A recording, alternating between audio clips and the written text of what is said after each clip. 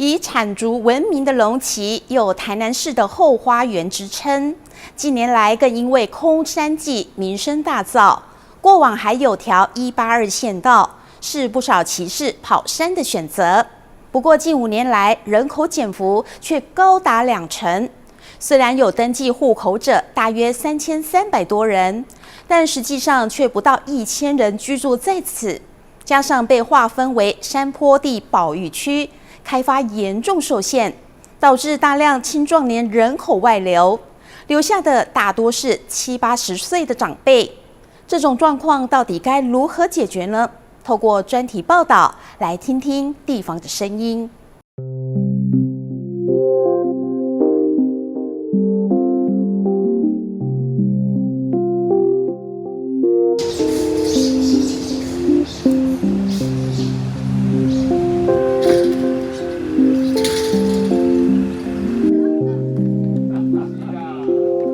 随着空山祭落幕，小镇回归平静，作品可不可以留下来，带动观光人潮，在地人都在烦恼。龙崎区内总共才8个里，最热闹的地方是旗顶里，国小和图书馆，甚至全区唯一一间超商都在这里，生活机能相对便利。然而，公车久久才一班，出去其他里可说是人烟稀少。阮遮较早吼是拢靠这地啊咧生活啦吼，因就要定咧做保育区，土地拢袂使顶动钱，要建筑要用啊吼，都爱限制足大吼。地啊当然无路用去，即摆也无地方，政府拢无咧关心。阮遮拢村老人俩，拢无要生活拢无法度啦。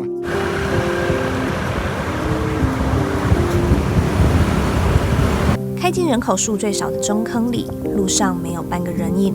只有路边的竹林，户与户之间相隔距离遥远。连任4届的里长不禁感叹，龙崎过去靠着满山的竹子为生，却因为不及塑胶制品便利，逐渐没落。加上95%的土地是山坡地保育区，开发受到严重限制，像眼前这片原本是种植水稻的良田，就这样白白荒废掉。较早阮这下底吼，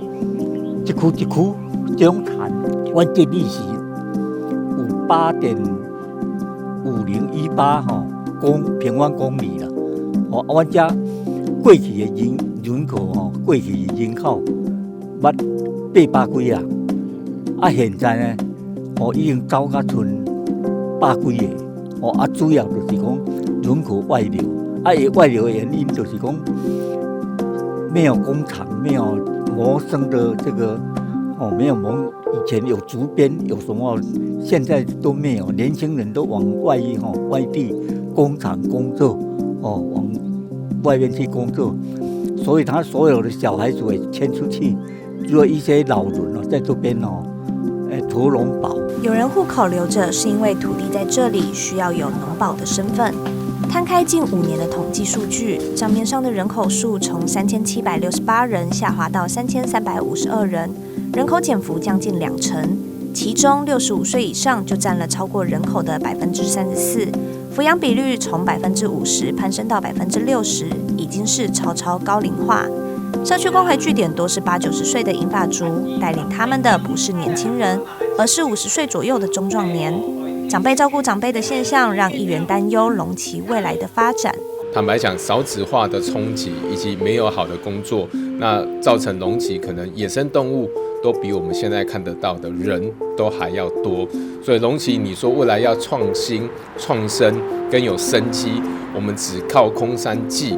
这样吸引大家的目光，可能略显不足。尤其我记得在2017年，我们当时跟学校以及成大合作做一个棋局，希望把在地的文化、在地的竹编的艺术在当地开花。可是经过一段时间之后，